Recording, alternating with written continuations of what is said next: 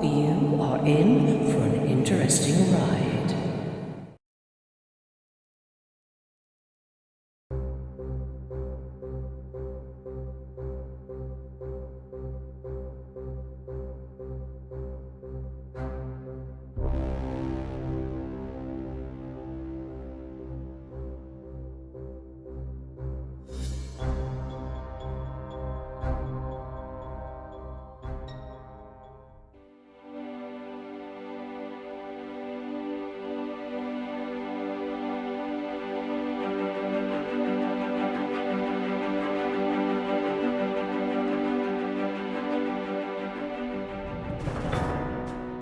Okay, so this is our second Ammach meeting. Thank you very much for coming. It stands for Anomalous Mind Management Abductee Contactee Helpline. And it's really the first official UK resource. There aren't very many support groups, serious support groups in the UK.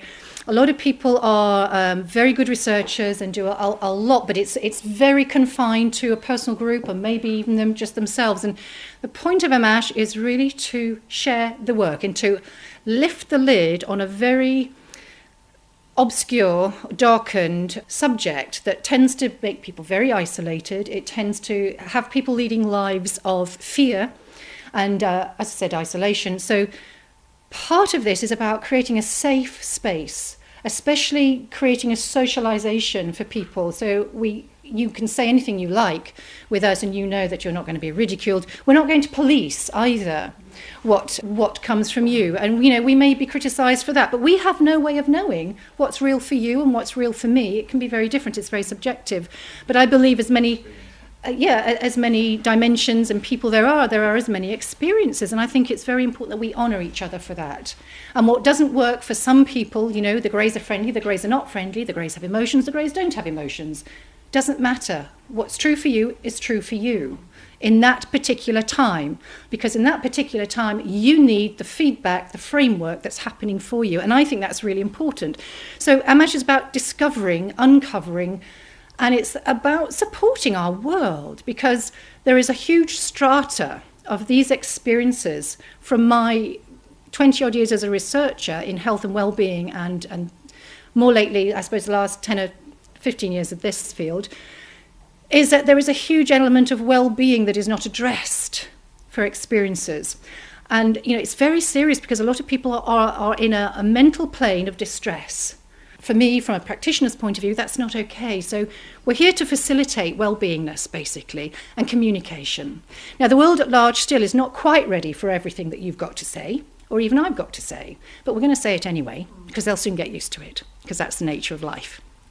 So we've made quite a lot of progress with Ammach, small as we are, when we're really moving ahead. We had our first meeting back in May in Nottingham, interestingly on the 13th of May. That wasn't planned to be the 13th, that's just how it turned out, and we were in a Masonic hall. So I think that was wonderful, light bearers to a very comfortable location.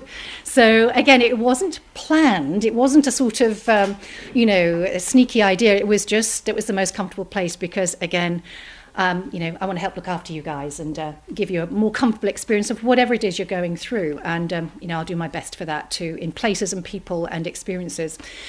So what's Ammach been doing? Well, what we've been doing, what our remit is to provide socialisation, a safe space to speak, to get to know one another. You guys haven't had that opportunity before, which is really exciting for me too, to observe and see and be part of. So thank you for letting me in as well. But we're about lifting the lid, and the best way we can do that these days is through the internet, through putting things on tape, through people seeing things.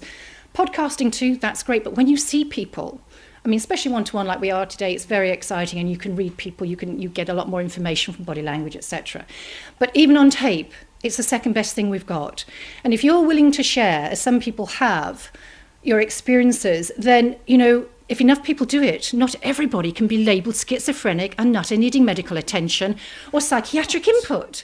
But they may, and that's okay if they do. We all need different kinds of support from time to time. And whether it's medication, whether it's psychotherapy, whether it's regression or my kind of healing work, dealing with blockages of triggers and that kind of thing. It doesn't matter. We just use the tools at the time that we have available, And we look to support each other, not to denigrate the experience that we're having, and not to beat up on ourselves either about having to be what we're being. And if we've been labelled by the psychiatric department as a schizophrenic or whatever, you know, that's just somebody's opinion. And that's just somebody's erroneous opinion, in my book, from years and years and years of a psychotherapeutic practice that is not very therapeutic in many cases. There are some good people out there, of course there are. You know, I just want you guys to know that whatever labels that anybody in society has put on you, just put them to one side. It's just a person's opinion. So what have we been doing? And we've been doing one-to-one interviews. We're doing things like filming our meetings. Again, this is about communicating, showing that we're able to articulate what's going on and able to help other people see it and process it for themselves. There's a lot of people out there who don't know about this stuff. They're still in isolation, still feeling ostracised. I'm also a therapist, and my therapy work is very much sort of NLP-based, basically guided visualization. It's a very gentle process, and it helps people just identify triggers or blocks that are not helpful for their current patterns. End of story. I don't go into regression specifically. Regression comes up, and then we work through that. Also, what Ammach has been doing is developing associations with others as well, and I'm delighted to see Penny here. Sorry, Penny, and Nicola and Anne. Nicola, I don't know whether you want to say a little bit about what you do. Would you be happy to do that? Perhaps Nicola is a hypnotherapist, folks, and has worked with people who, well, in all sorts. I'll let Nicola have her few words about what her... Hello, so yes, I'm Nicola Dexter. I'm based in Camden in London, and over many, many years I've taken quite a number of people back to their abduction experiences. I've also taken people back to many past lives, including past lives on other planets. So that's my range of expertise. However, when I first started in this field, I was working with a friend whose girlfriend regularly channeled alien beings, not really out of choice. It kind of happened to her. It also happened to his daughter as well. And they were the Greys, and the little daughter used to draw all these pictures of being inside a spaceship. So what was happening is the aliens were coming into the physical body, and then their souls were going to the spaceship. So that's my background, and yes, I'm really happy to help whoever to really stop having the fear about this subject and be able to realize it's happening. Let's just deal with it. If there is any trauma, we'll heal the trauma, but let's just get on with it and stop messing about now. So thank you. I know Penny's special skill is dowsing. I know you sent me your email, Penny, but perhaps you could say it better than I could read it. Thank you. Hi. Hi, I'm Penny. I know a few people here, Andrew, and obviously I've friended with Belinda since 2004. Retired school teacher. I've gone through a lot of trauma, and that's been sort of linked in with the 24-year marriage from husband. I've been the watcher, I've been the witness.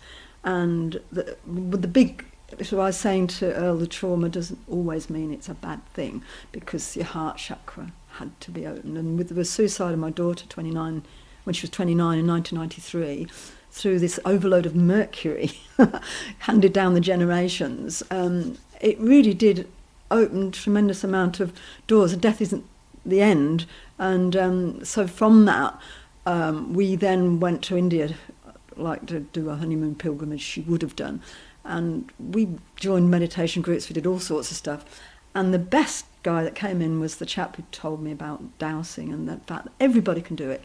So retired from teaching in 1999 after my husband had a big mental breakdown after the problem with my daughter and so on, and I watched the psychiatric drugging, and my gosh, I learnt a lot.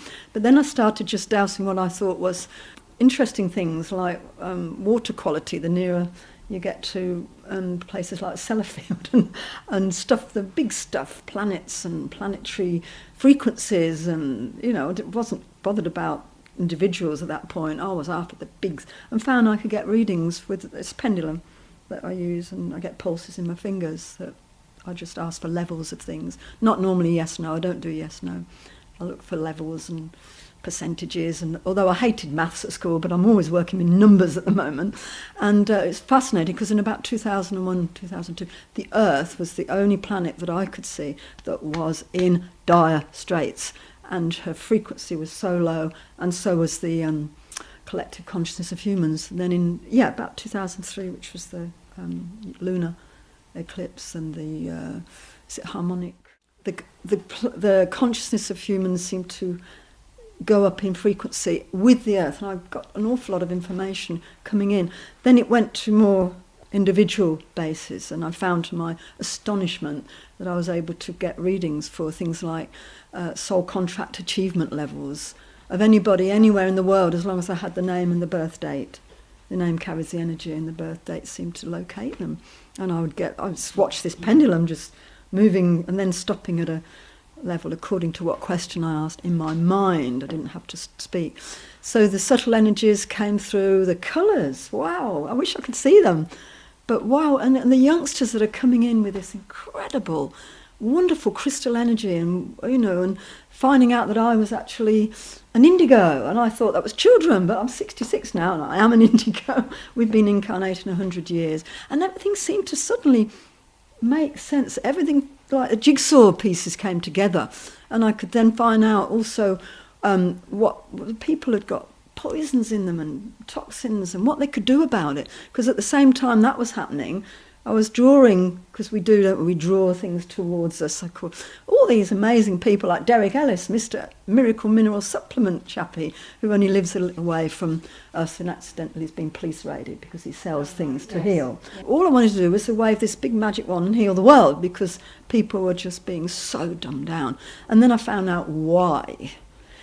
10,000 years ago, we were fifth root race Caucasians were genetically engineered to have the top vertebra in the spinal column twisted 23.5 degrees to the left, exactly the same as the Earth is tilted on its axis. Now, my dowsing took things really a lot further. There's a lot about it on the internet. Atlas Prophylax it's called, and there's 6 or 7 practitioners in the UK. I only found out about it 2 years ago. By that time I was, buzzing with everything, especially the reptilian DNA in the royal family. I couldn't believe, wow, the Queen Mother had 100%, and I was so believing this higher mind of mine, which we've all got, and it stretches out to the ends of the universe, that I've got a book like this full of everything that I wrote down, and then starting to do profiles for people. I don't charge anything, if anybody wants to give me a donation, fine. The last step up in the dowsing has been where we have travelled in our past lives in the universe. It is fascinating, and it's so self-empowering,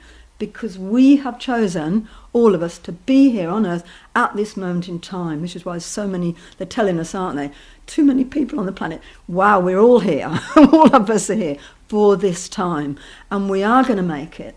We really are. And I just find that, myself, I looked out and I got readings. Atlantis, Venus. Most of us light workers have had spells on Venus. John Hill Muad'Dib, he said, I'd been sent from Venus because I was staying here with Belinda when he was here. I went to his trial for a day and a half, by the way. And then he said, I doused him, 80% of his lifetimes have been on Venus. And then there's Andromeda and Sirius, and wow, and our galactic cousins, I feel, are waiting for us, and we're going to join them. But we really are living in exciting times. No fear, get your toxins out of the body. And know that every endocrine gland, this is why we've been so dumbed down, and the endocrine system's never talked about, is it? Like the lymphatic system, they don't give that any, it's all the heart. Of course it is, because we're being damaged with frequencies, and the frequencies, the EMF radiation is just shocking. But quantum scalar pendant, hooked into the 0-point energy field, will help protect you. So we are powerful beings in our own right. Animals are, they're waiting for us to catch them up.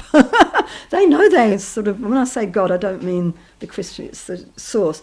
They know they're connected to their God consciousness. A friend of mine, a beautiful dog, Sheltie, and it was very ill. She asked me to douse him, and I found out he was parasites, acidity, toxic, cancer. Daredn't tell her, because this dog was her baby. So I'd been warning her for 2 years, get rid of those cordless phones. They got decked cordless phones. They wouldn't do it. So I said, what are you giving this dog? And it's tap water, chlorine. And I said, well, it's got a precancerous condition. She had him put down on Christmas Eve, devastated. And the cancer was exactly where I found, lower down. The vet put the camera to the stomach and there was nothing there. I got a pendant through the internet from the States. This came from Going Scalar company. And I douse the house because I can pick up the EMF levels of pollution, and also our detox mechanism, because this is what it pushes down. You've got the EMF, and cells cannot get rid of the chemicals because the cell membrane is shut down to protect themselves. And I doused, and I said, wow, the house was fine. Her detox mechanism had gone back up. She was doing, I said, you've got rid of the phone. She said, I haven't. She got a pendant on. So that convinced it for me. But This is Anne Holsworth. She's a London lady and someone I've known forever. And we're just going to allow our folks to come and sit down and make themselves comfortable. Hi, I'm a bone practitioner, and I also work with movement and traumas that's stored in the body in movements, and go very much along with what you've just said, how toxins and traumas are stored in the body forever. Well, not quite forever, but always. So that's part of my work. I also was one of the early people with the so-called UFO, as it was called then in the 60s and 70s, and did a lot at Warminster, where the Warminster Mystery was written, and spent a lot of time there. And many extraordinary things were found and were logged and were sent to psychic research people because we couldn't explain them, so they've been all logged. But yes, I can go along with the trauma that's stored, and we do have to really do something about it. So my thing is energy manifested in form as well. I've always been fascinated in that in-between stage, what is formless and what is form, and where is that place in the middle. That's my big fascination there. So that's me.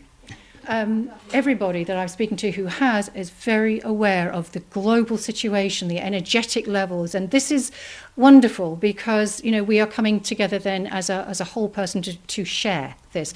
I find for myself that a lot of the healing comes through the crystallization, our understanding from our talking, just expressing it. So there we go. So there are some really lovely things coming through. There's one or two people who are having a lot of experiences who are linking with us who aren't even prepared to come or don't feel comfortable coming to a meeting yet. But there are some really extraordinary experiences that people are happening. I mean, really profound stuff.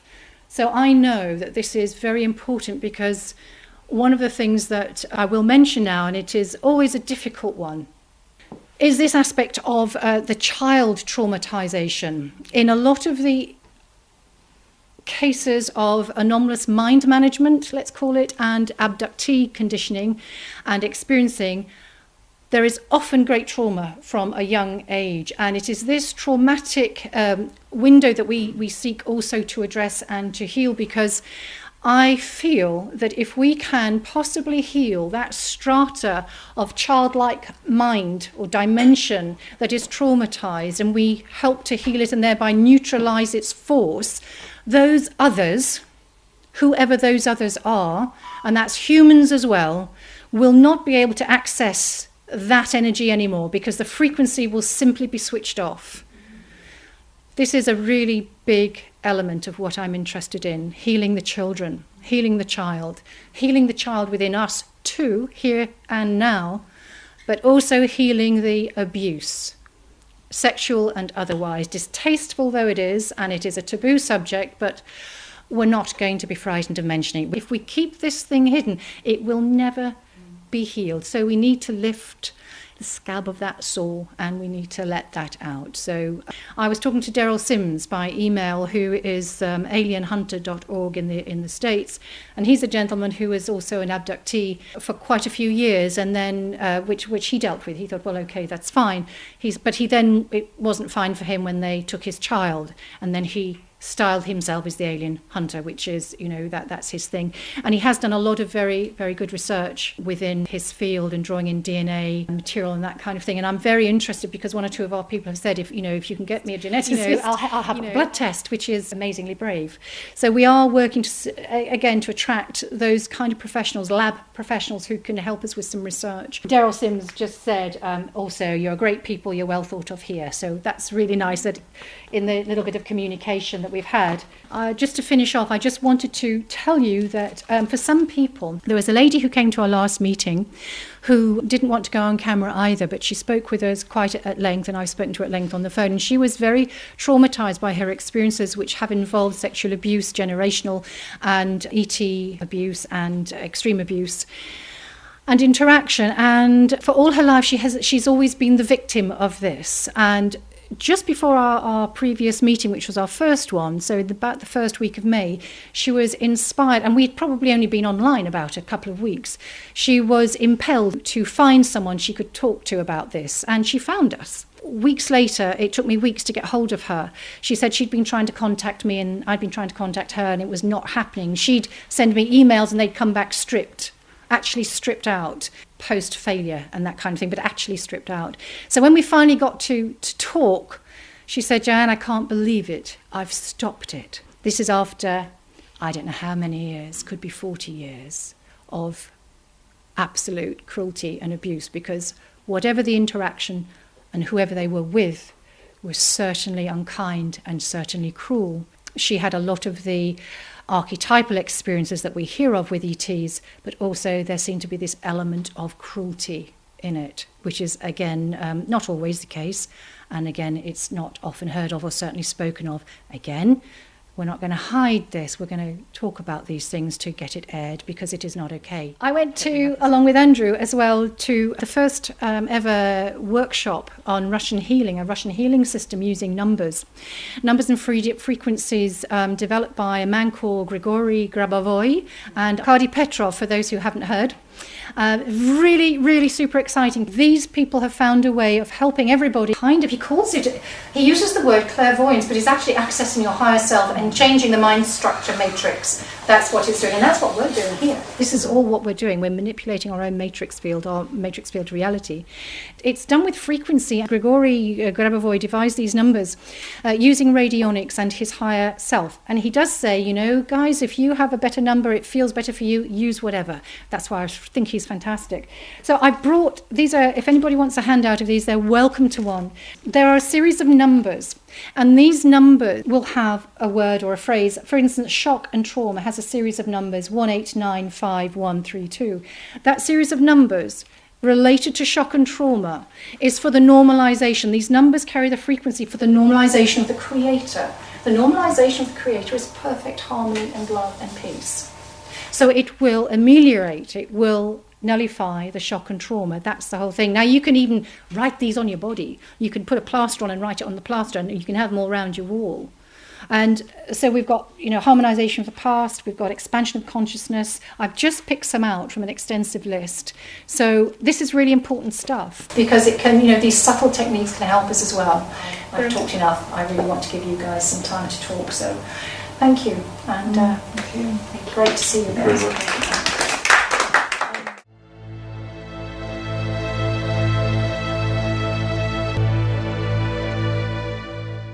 Very much, Belinda, for your fantastic kindness, wonderful courtesy, loving support as always. It's wonderful, great space. So we're here with our second meeting, and it's the 27th of August 2011, and we've got one or two people who are feeling courageous enough to say a few words about their own experience. First of all, I'm going to pass you to Sarah.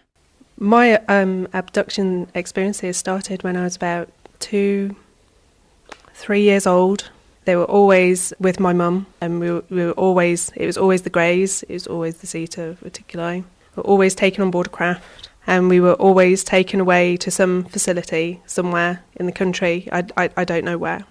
I remember seeing trees before we landed, but that's about it. It was always an underground facility.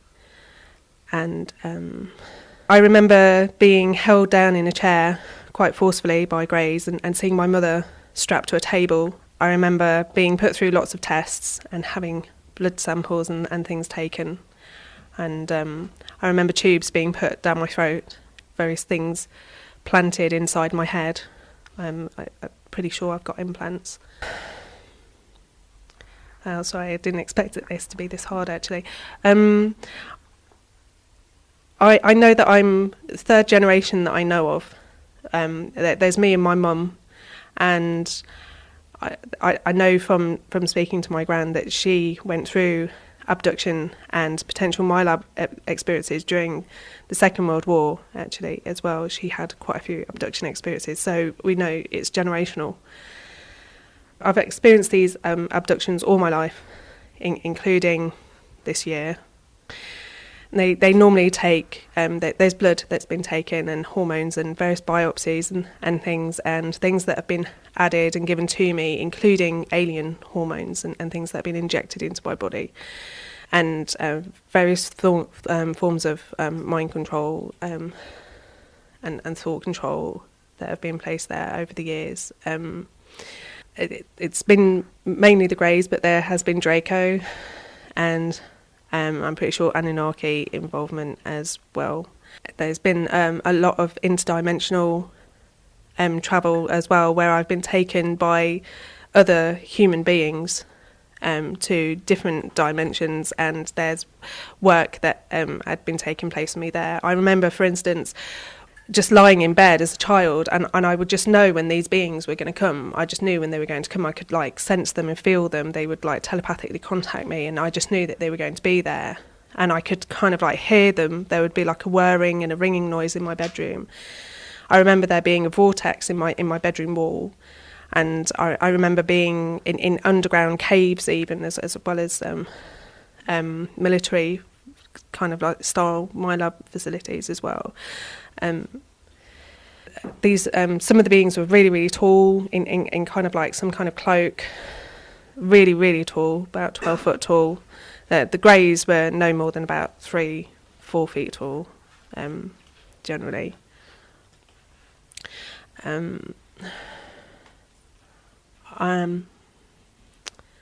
There was sexual abuse that took place as well with these things, with the aliens and also with human beings. There's ritual abuse that went on, basically. That's been a part of my experience for a long time, actually, with these abduction experiences. And the taking of blood was part of that as well, the taking away of some of my blood. And I even remember on some of the abuse experiences seeing other women and children there as well. There are other children involved. It was quite brutal and human. There were humans there, but there were also Draco. There were reptilians there as well, involved in these ritual sexual abuse practices that took place. Quite brutal. It was pretty harsh. I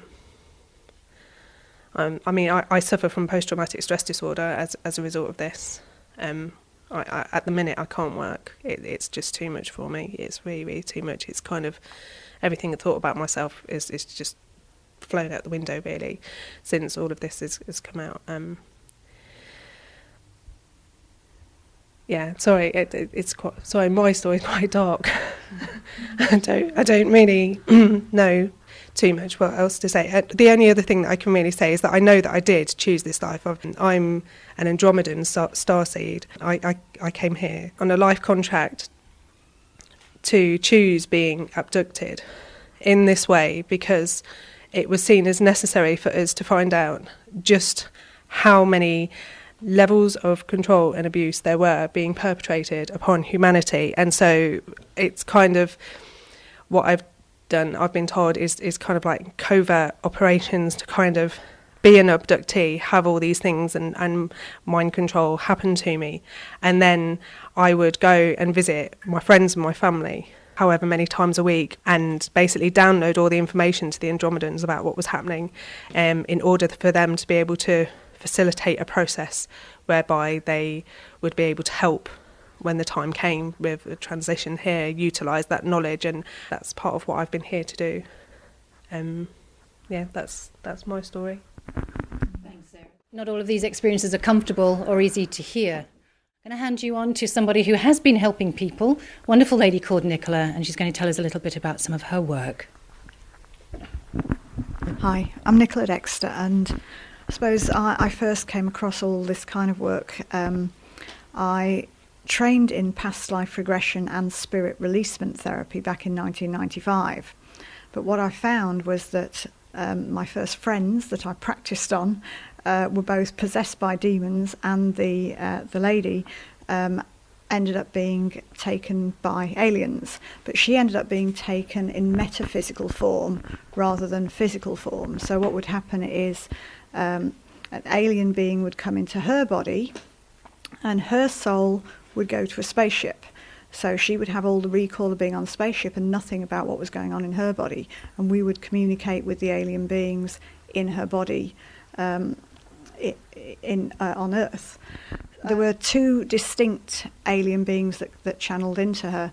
One was one that called itself Minnie. It was a Zeta Reticuli, and that was like a child one who was really very playful and quite boisterous. And then there was another one called Anthelos, who was much older. And I've actually somewhere I've got a cassette tape of an interview that I gave with Anthelos, where I ask him various questions. And how he speaks is, "My name is Anthelos," and he doesn't have any kind of emotion, which is one of the things that we know about the Greys, that they don't have the emotion. Obviously, to those skeptics, how do we know? But one of the things that also happened was my friend's daughter, the same thing happened to her, and she kept drawing all these pictures of the insides of spaceships and said, "Oh, well, this was Minnie's bedroom," and she was only maybe 5, 6 at the time, and I cannot possibly believe that she was capable of making it up. So we had the two women that were channeling the aliens, and my friend. So that was my original experience. So I then decided to offer my services as a hypnotherapist to people who'd had abduction experiences. So one of the most memorable was of a woman who said that I think she got taken by the blonde aliens. But what she said happened was that they kind of gave her some sort of shot in the arm, which meant that she kind of passed out, and then she felt like she was on a spaceship that suddenly went like that kind of the speed of light. And she then also saw that was going to happen in the future, that she was actually going to get taken away. And I do remember calling and telling her to get in touch, and she never did. So she may have actually been taken and not come back, because she never got back to me. And then, because I do past life regression, I've also found that quite a number of my clients have recalled lifetimes where they were on other planets. So certainly one person remembers being a reptilian, and not behaving that well as a reptilian. Somebody else who actually recalled there was some kind of wormhole that went from this planet to another planet. Now I know obviously that's a little bit like Star Trek, but maybe it is actually based on reality.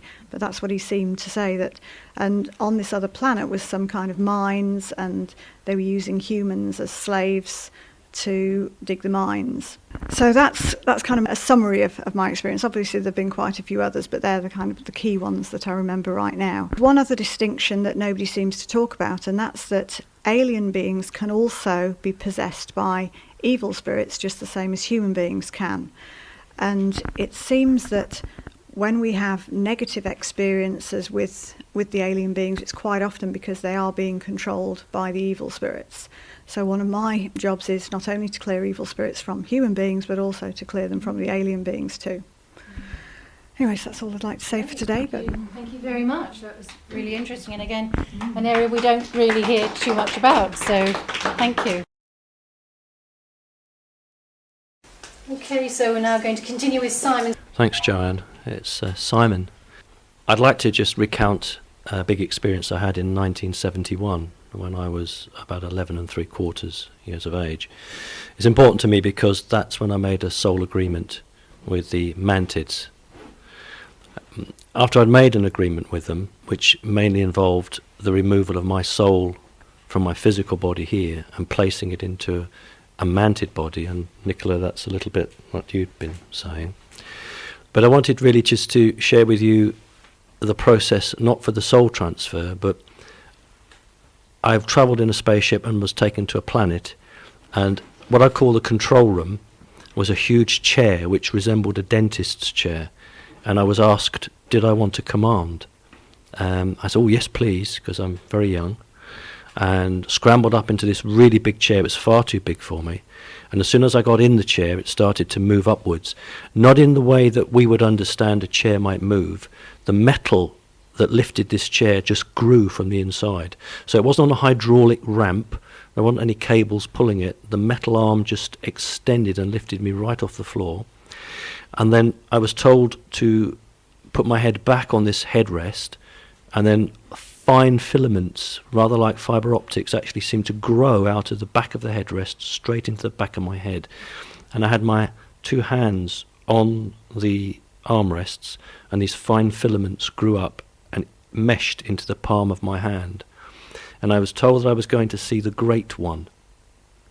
And the keeper of the room, that's the job that the reptilian had. He was a security guard, and he was in charge of the room and the door. And that was his title, I'm the keeper of the room. He hushed everybody out of the room because they weren't allowed to be present. And there's a big viewing screen, huge screen. And the Great One appeared, and it was a mantid, very tall. And I've seen 3D films in the cinema, but this creature just appears to come right out of the screen and can lean over you. And had a very interesting conversation with him. And after that, I was shown images of my ancestors going right back. So it was a Stone Age man. He was making a stone tool, and he holds it up, and I'm told that's your ancestor. And then I see a ancient Roman or a fort or a castle in Britain, and then I'm shown a general marching up, that's your ancestor, right through history. And then a snake appears on the screen in front of me, like a python, long snake, and there's a big flash, and it curls and comes out of the screen and lands on my lap, but as a female. And I don't call her a snake lady, I call her a lizard lady, and she's totally naked. And the keeper of the room says, do you want her? And I can't get an erection because she's all scaly and she just doesn't do anything for me. So it's clear nothing's going to happen. So she jumps off my lap. It's obviously not real. It's all part of this screen, but it seems so real. And turns back into a snake, goes back onto the screen. And then another creature appears, and I call her Slinky because she's like a snake and she's all slinky over the controls. And she climbs up and says, do you like me? And I say, yeah, I like you. And she says, do you want to smell me? Takes all her clothes off. And then, you would call it sexual abuse now. At the time, it didn't seem like sexual abuse. And then I had 3 or 4 interactions where females, and we're talking about 6 foot plus, hugely built, really strong, but with faces that looked like, when I say a cat face or a lion face, I don't want people to imagine a lion out in the wild. They have human faces, but their ears, unlike humans, are set higher on the head here. Their faces are longer, sort of to a point, and the hair's all parted in the middle. Very telepathic. And I was taught how to behave in their presence. I was shown the ritual, ceremony, how to behave. And this chair, it could take my thoughts. So whilst that was going on, I noticed 5 humans in white coats enter this room, and the walls slid back, and there were 3 machines on the side, and they started working on the machines. So I've got extraterrestrials around me and humans, and they are actually trying to make some sort of connection between the extraterrestrial technology and me. So when people talk about the governments don't know, that's bullshit, because the major governments of the world do know. I saw humans, very human people, scientists, even one had a biro in his top pocket here, a big biro in the top. And what I saw was that the humans there could not interact with the extraterrestrials. Was one female of the group. She was clearly telepathic, and the guy in charge of the scientists was in his 50s, and the female would come across and have a discussion with the senior extraterrestrial and then turn to the human, her boss, and then with a voice speak. So she was being a translator for them. But the scientists, although they were very stressed, they didn't like what they were doing, they clearly were very professional. They'd been ordered to do this, and they were totally dispassionate. They had no feelings towards me at all. Their job was to ensure the process, whatever that process was, went ahead and was successful. And it's funny now, because these machines required a huge amount of power, the human machines.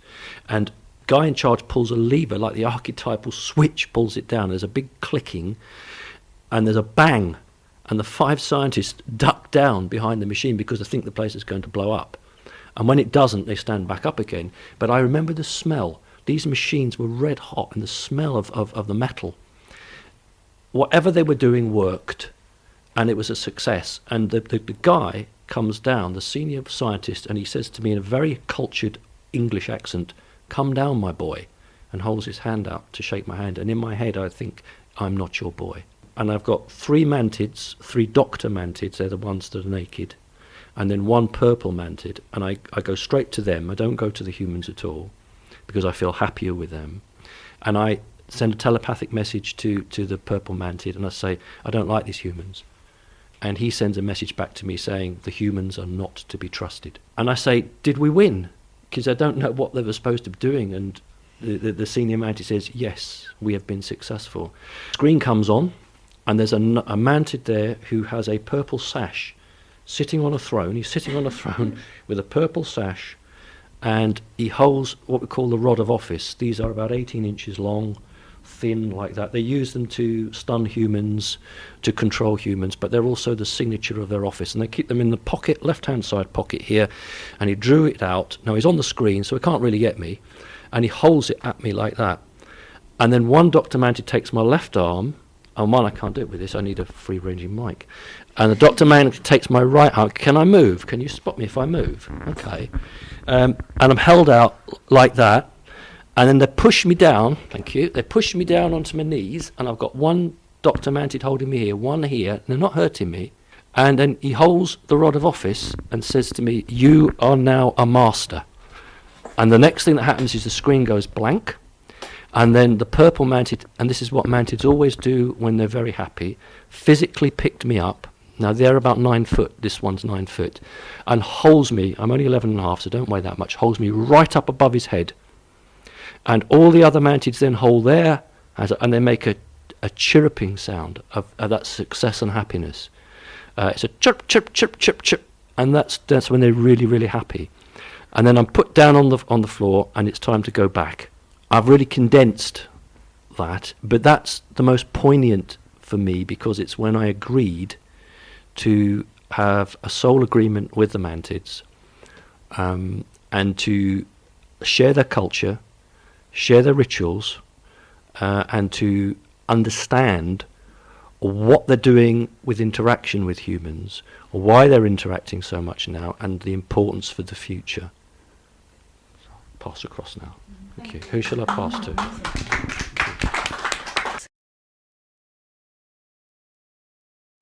My name's Penny. I live in South Lakes and over Morecambe Bay on a great big ley line, which is wonderful. And although I spoke earlier, there was a couple of things I missed out. I've been listening to all these stories with awe and admiration.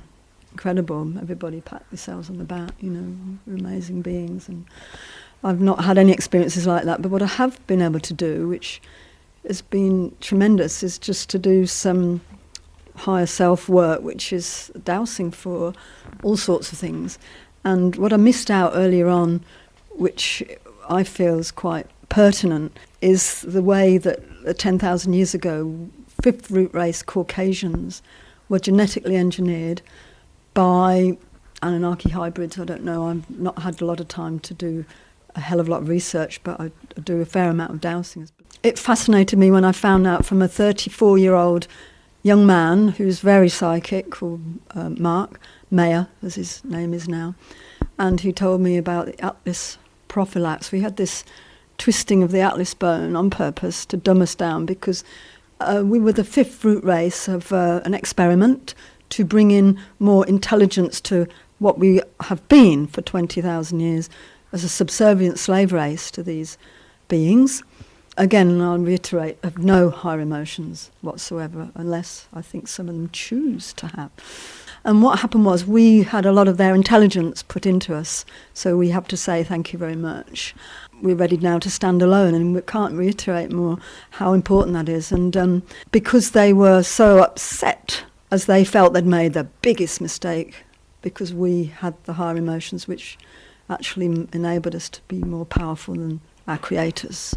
And the Atlas twist was the dumbing down, and it worked very, very well indeed, because the pressure on the left side of the brain and the brain stem has really disconnected us from our potential. We are hugely more potential than we are, and it's fascinating with dowsing, picking up what isn't in the textbooks. There's 2 really good books written on Atlas prophylax, as this friend of mine told me.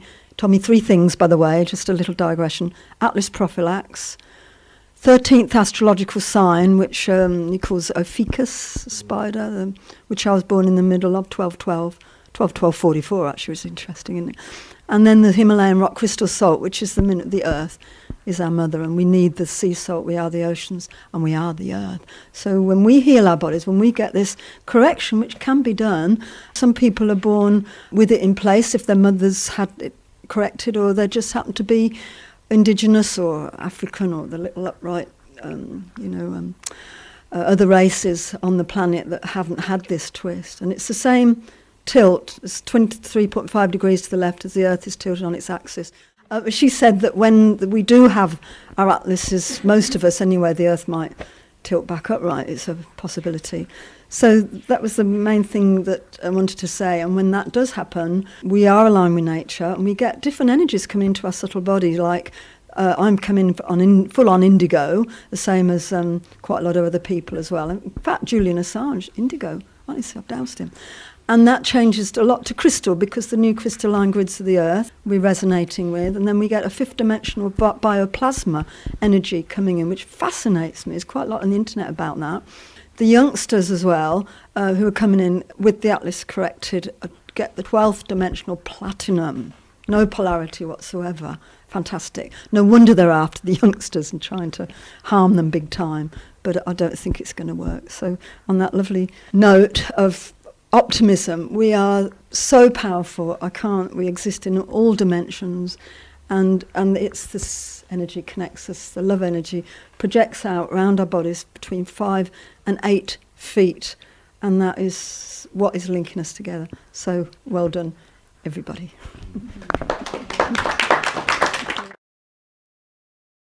Hi, I'm Scott. I spoke mainly of my primary recall experience last time. What I want to talk about now is an experience that I had afterwards. It was a sleep abduction. My primary recall experience was a full-on missing time encounter with craft, with witnesses from a local village.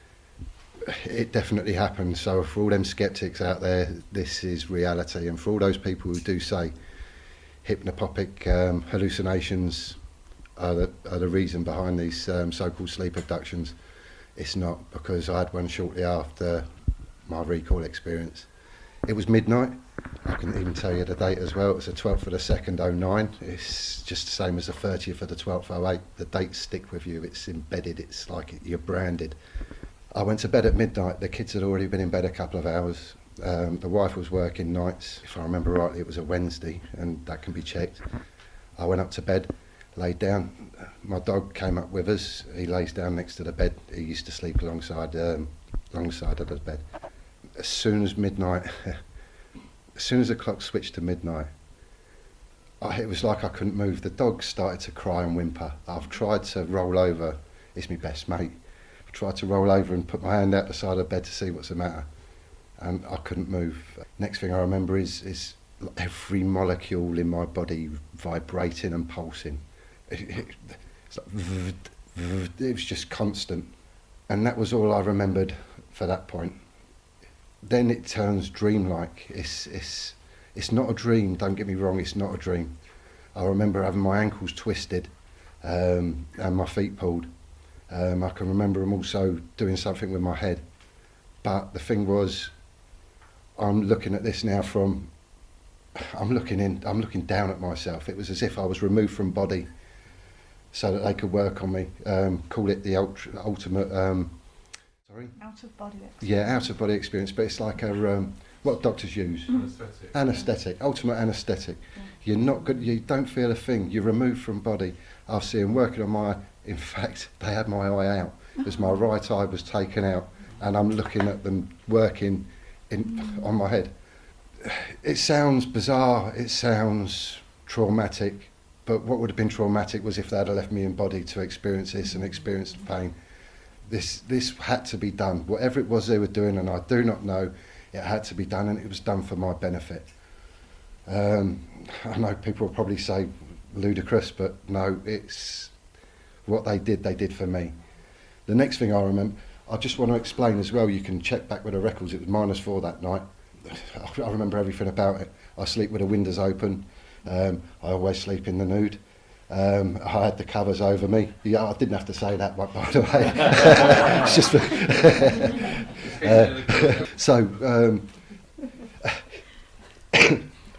I remember coming round and I had something over me. There was no quilt over me. It was like I was wrapped. I was wrapped in something. I've taken this off now. There's no deviation in temperature. It was fairly warm. It was humid. It was muggy. I don't think I was in my room. And the next bit that I'm going to explain now will explain why I don't think I was in my room. I can get from my bed to my bedroom door 3 to 4 paces. It took me 12 paces to get from my bed to my bedroom door. But before I did, as I got out of bed, I've stood up and I've taken whatever it was off me and I've got to hang it over the wardrobe next to my bed. I can now see that thing falling straight onto the floor. There's no wardrobe door there. It fell onto the floor. As I've walked to the door, like I say, 12 paces, I've got to the stairs and I've managed to walk down the stairs without taking a step downwards. So this is obviously, it's so hard to explain. It's like, yeah, I'm taking people out of their reality zone now. I'm taking people out of their comfort zone purely by saying that this did happen to me. As I'm walking down the stairs, which I'm not walking down, there's my dog stood on 2 legs at the bottom of the stairs, smiling at me. His tail wagging. I've got down, I've patted him on the head, and another one of my dogs has run into the hallway. The way these moved was robotic. It's the only way I could. It's like a 3 or 4 year old who hasn't quite worked out the mechanics of walking. Very deliberate, very. It's not human. It's definitely not human. Whether it's a life form or not, I don't know. I have my theories. I can go into that. I went into the front room because the television was on and I had to turn the television off. This is being put into my mind. It's the same as what I'm seeing with my dogs stood in front of me. It's all being put into my mind. It's a comfort thing. It's allowing me to function, I suppose, without fear. I've gone up to the television. In my front room, by the way, everything's different. There's a chest of drawers that we no longer have. We got rid of a couple of years ago. The settee's in the wrong place. But I've gone over to telly. I've turned the television off, and next thing I know, I'm waking up in my bed. I look at the clock, 0220, so it was 2:20. But the numbers, I'll go into that again in a minute. As I've got up, I've looked out the window and I've seen them heading in a southerly direction, beneath cloud level. There was no clouds, but they were low. My theory behind, I don't know whether I want to go into this. My theory behind they were grey. I can see that now. They're not my dog. They are greys, small 4-foot greys. My theory behind that is quite simple. The ability they've got of being able to remove soul from soul container is beyond question. Beyond any experiencer you can ask, they'll all tell you the same thing. They have the ability to remove souls. Now, for us, if we're, for example, wanting to dig a hole, we get the human body, we put it into a digger, we dig the hole through the machine. If we want to fly a plane, we get into an aeroplane, and we fly the aeroplane. For them, they can take it a step further. They have the ability of removing souls. So they remove the soul from one soul container to another soul container, fit for a certain purpose. What the Greys did was a surgical procedure. Now, if we've got a very delicate surgical procedure, we put the doctor behind a machine and he does a procedure. What they can do, and this is what I'm pretty sure it is remove the soul, put it into a container fit for doing that purpose. Big eyes, big almond eyes, capable of zooming in, whatever. Robotic type hand, because they move very, very deliberately. Steady hand. I mean, There is no difference between that and our surgeon standing behind a machine. The only difference is in my opinion, they move the soul into the machine. It's the same with the orbs. If anyone has ever seen a UFO orb, they're alive. You know, there is no way on earth that is a craft. They are alive the way they move. I've had communications from these orbs. I see it exactly the same way. It's another container fit for a purpose. There's so many experiences I could talk about, and we haven't got enough time. Thank you very much, and that's for everybody. It's been sensational. Thank you for Belinda again, and for everybody who's made this a really wonderful day, because we've had a whole day to share, and it's very exciting, and thanks. Bye.